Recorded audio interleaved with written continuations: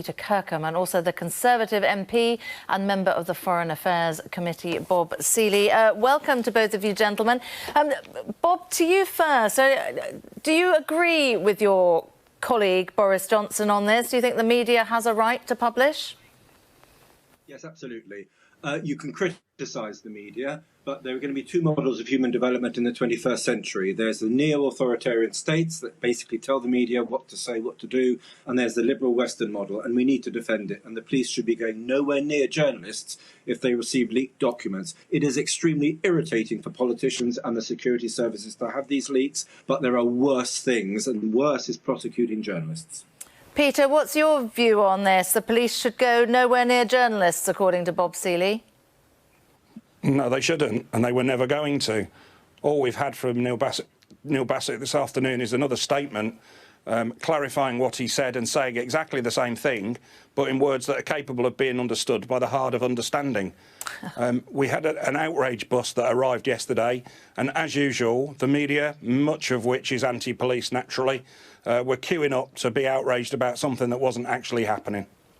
But he does say, doesn't he? I mean, he is saying, I would advise all owners, editors and publishers not to publish leaked government documents. It may be a criminal matter. He's just stating the law. Section 5 of the Official Secrets Act 1989 makes an offence to disclose protected information if you have reason to believe that it's protected information. He's making the point that they now know. It's just the same information as you may say to drink drivers, don't drink and drive. It's preventing crime in an area where there may be some confusion. He's clarified that they've got legal advice to the effect it might be if there's further publication of it. And so he's just repeating that. He's trying to help the press to make their difficult decision. But if I've understood you correctly, you were saying that the police wouldn't bother prosecuting journalists over it. So if they're not going to prosecute anybody over it, what's the point in advising them? I don't think he said that, and I certainly didn't say that. What I was saying is they're not going near the press and closing it down in the way that was alleged by Mr. Seely. It's not a dictatorship. It's nowhere near a dictatorship, and the police are nowhere near that. The initial indication, there was no indication of going near the media that had published this information in the first place. It was simply a warning that there may be offences committed, which the journalists all know. I've heard loads of journalists today on various news outlets queuing up to criticise the police and saying, oh, we're very careful because we know there are lines in the sand. All he did was remind them there's a line in the sand. I don't know what they're getting outraged about. Bob, let's bring you in here. Yes. I mean, is there any public interest at all in publishing the memos that we've already seen? I think there probably are. I think it's very irritating that they've been published, but I also think there's a public defence.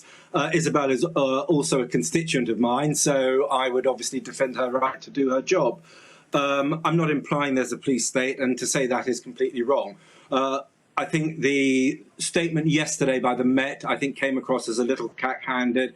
You could say, yes, he was simply restating what the law is, but it's often not just what you say, but how you say it. And I think in this day and age, the media is right to be prickly, as are other people if we don't like what the media says. But it's important that we defend it and respect press freedom if at times we don't like it and we find it irritating.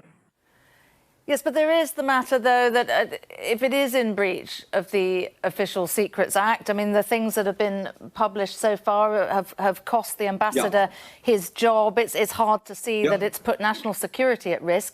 But if, in the event that it does put national security at risk, it's fair game, isn't it, to prosecute? But you go after the leaker. You don't necessarily go after the media outlet. There are the state has powers over the media, and stuff like D-notices. So the government can go to outlets, the media outlets, and say, please don't publish this because it will damage ongoing military operations. So we do have power. The state does have power in some cases to say to journalists, please don't do that. But it's making sure that we are seen to exercise it in a way which is respectful to the media. The media can overreact to some things, but I disagree with what the other interviewer was saying about the media also being hostile to the police. In many cases, the media actually is very supportive of the police. But I think in certain areas, I think the media has a right to be very sensitive about what the police say.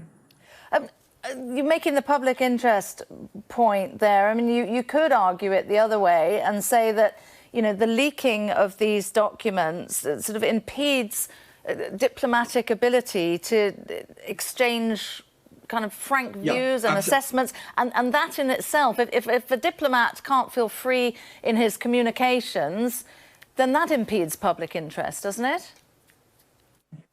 Yeah, absolutely, and it is incredibly frustrating when these leaks take place, because very often what you see is intelligent people trying to do their jobs to the best of abilities, and the media do tend to say sensationalise, and they can manipulate the news into presenting it in the most exciting way. However, trying to come down on them rather than the people who leak is going to be hugely counterproductive. And so, however much one doesn't like sometimes what the media says, one absolutely shouldn't be going near the media in a Western liberal environment, but actually going after the leaker. The leaker is fair game. He or she broke the Official Secrets Act, very probably, and therefore that is somebody who the police should be investigating.